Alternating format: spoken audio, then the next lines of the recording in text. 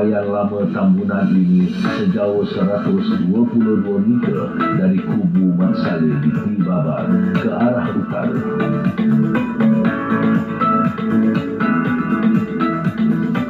Kota Masator ini mencerminkan kepintaran rakyat tempatan ketika itu dalam merancang, mereka bentuk dan membina struktur yang begitu canggih dan sukar dijatuhkan pihak British. Kota pertahanan Masator turut memainkan peranan sebagai kubu mempertahankan diri menentang British yang mempunyai senjata yang lebih moden ketika itu.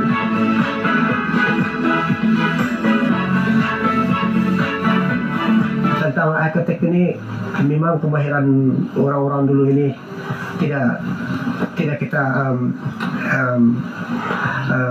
melihat dengan sebelah mata saja, sebab kalau mengikut dahulunya semua pun tiada paku ya, mereka menggunakan rotan dan kayu-kayu besar dan bambu-bambu untuk buat rumah. So ikatan-ikatan bangunan suatu ketika dulu memang sangat-sangat rapi, dan pembuatan kota-kota itu juga sangat rapi sehingga kan tidak ditembusi oleh senjata-senjata yang buatan manusia seperti lembing, sempitan dan panah ini.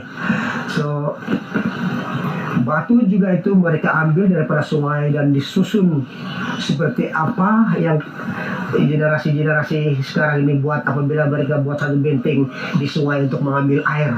So itu semua cara orang dulu bagaimana cara mereka membuat satu benteng batu. Oke, ya itulah semua peninggalan-peninggalan arsitek orang-orang dahulu lah. Tarikh 28 hari bulan April 1900 dengan dianggotai oleh 300 hingga 400 pengikut Mat Sato, Mat Daud dan Kamunta menyerang penempatan British di Kuda.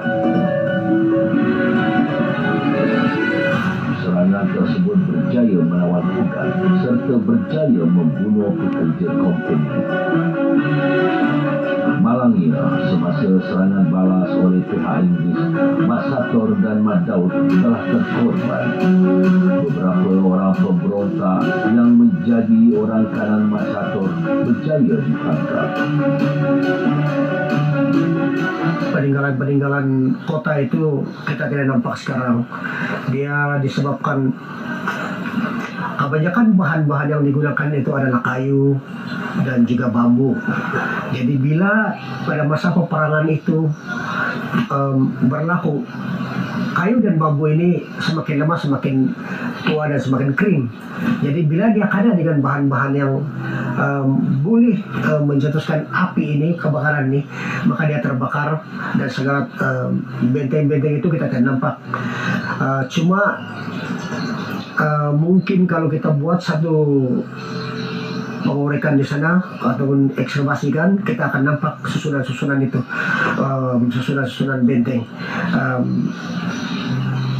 Apa yang mereka buat ketika itu semua ada di dalam, sebab yang di sana sudah ditimbus tanah bila mereka meratakan kawasan itu untuk sebagai destinasi pelancongan kan. So batu-batu itu langsung tiada yang terkeluar, sebab satu pantang larang orang-orang dusun ini, satu kawasan yang mengakibatkan nyawa orang ini, yang kadang-kadang dia terus dijadikan dia sebagai satu kuburan ya, di mana terdapat banyak orang mati, dan itu adalah kuburan besar dikira begitu, dan mereka tidak akan dibenarkan menyentuh apa-apa yang ada di dalam dan tidak boleh kasih keluar. Lebih baik ditimbus sama sekali supaya roh-roh yang ada di sana itu dia akan selamat. So sebab ketika dulu apa-apa peralatan yang mereka guna atau kita bawa keluar, dia punya penunggu tersendiri. Sebab inilah kepercayaan suatu ketika dulu. Tapi yang di sini kalau di sini di Masare itu, di Masator ini, kita nampak masih susunan-susunan batu, dan sehingga hari ini tiada yang merusakkan kawasan ini. Kalau dia sudah dirusakkan, ulama sudah orang kasih rusak. Dan kawasan ini sebenarnya telah dibina rumah di kawasan sini dulu, tapi kawasan itu sama sekali langsung tidak diganggu.